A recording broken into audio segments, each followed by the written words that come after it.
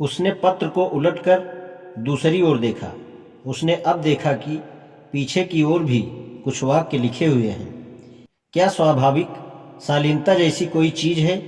सबसे बुद्धिमान वह स्त्री है जो यह जानती है कि उसे कुछ नहीं मालूम। सच्ची अंतर्दृष्टि अंदर से आती है। जिसे सही चीज मालूम है वह सही काम ही करेगा। सोफी अब तक जान गई थी कि सफ़ेद लिफाफे में आने वाले ये छोटे वाक्य अगले बड़े लिफाफे की तैयारी के लिए हैं, जो इसके बाद शीघ्र ही आने वाला था। अचानक एक विचार उसके दिमाग में आया। यदि संदेश वाहक उसके अड्डे पर ब्राउन लिफाफा देने आता है तो सोफी वहां बैठकर उसकी प्रतीक्षा कर सकती है। या क्या यह एक लड़की थी? जो भी हो, लड़की या लड़का, वह निश्चित रूप से उसकी ताक में रहेगी और उससे दार्शनिक के विषय में और जानकारी लेकर ही मानेगी। पत्र कहता था कि संदेश वाहक छोटा सा है। क्या यह बच्चा हो सकता है? क्या स्वाभाविक शालीनता जैसी कोई चीज है?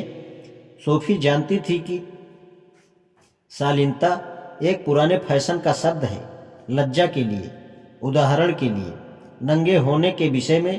किंतु क्या इस बारे में सकते में आ जाना वास्तव में स्वाभाविक था? यदि कोई चीज स्वाभाविक है तो उसका मानना था कि वह सभी के लिए एक जैसी ही होगी। दुनिया के कई भागों में नंगा रहना या होना पूरी तरह स्वाभाविक माना जाता है। इसका मतलब यह हुआ कि समाज निर्धारित करता है कि आप क्या कर सकते हैं और क्या नहीं कर सकते।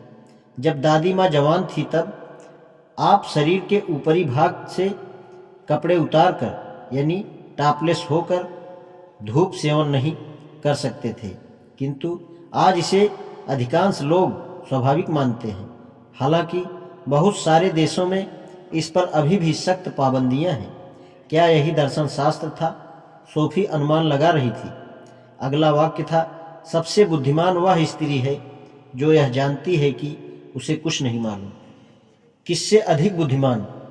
यदि दार्शनिक का मतलब ऐसी स्त्री थी जो यह महसूस करती थी कि दुनिया में उसे कुछ नहीं मालूम, तो वह उससे अधिक बुद्धिमान थी जो कुछ थोड़ा बहुत जानती थी, किंतु फिर भी यह सोचती थी कि उसे तो बहुत कुछ आता है। ठीक है, इससे सहमत होने में तो कोई कठिनाई नहीं थी। सोफी ने इस बात पर पहले कभी विचार नहीं किया था, किंतु उसने जितना ही अधिक सोचा उतना ही यह बात उसे साफ दिखने लगी कि अपने अज्ञान का ज्ञान भी ज्ञान है।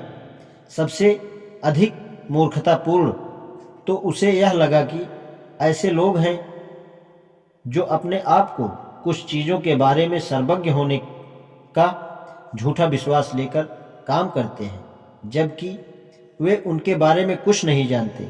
अगला वाक्य सच्ची अंतर्दृष्टि के विषय में था, जो अंदर से आती है। किंतु क्या लोगों के मस्तिष्क में सारा ज्ञान बाहर से नहीं आता? दूसरी ओर सोफी को वो स्थितियां याद आ रही थीं जब उसकी माँ या स्कूल में अध्यापक उसे कुछ ऐसा पढ़ाने की कोशिश कर रहे थे जिसे उसका दिमाग ग्रहण करने को तैयार नहीं था। और जब भी उसने कुछ सीखा, ऐसा तभी हुआ जब उसने सीखने के लिए कुछ योगदान स्वयं किया था।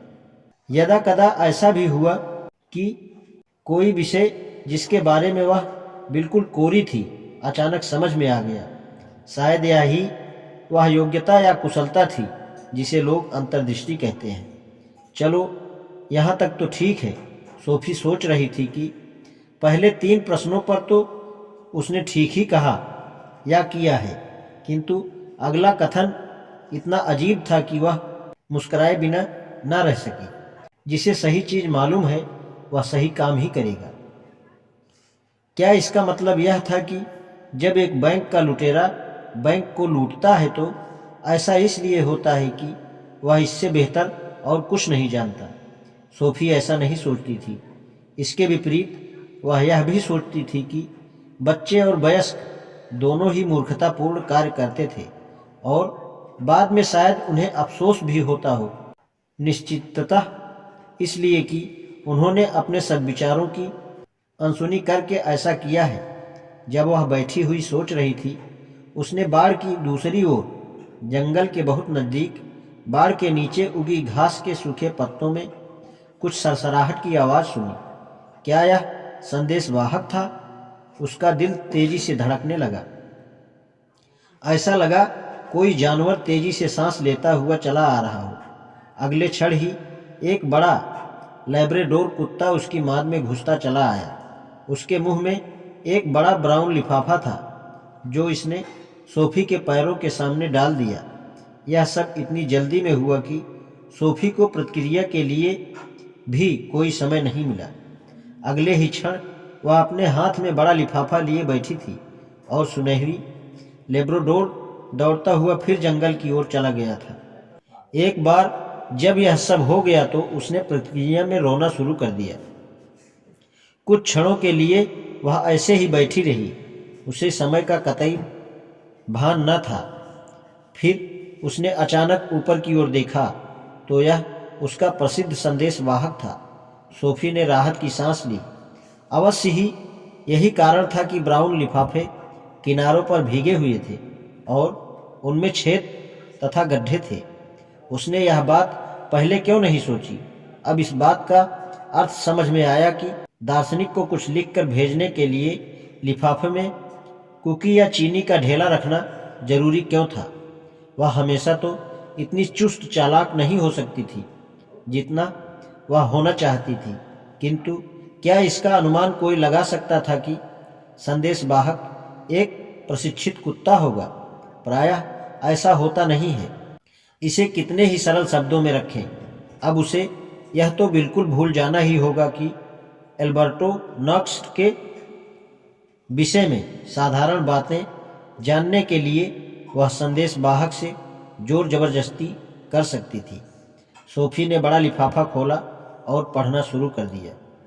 आज इतना ही।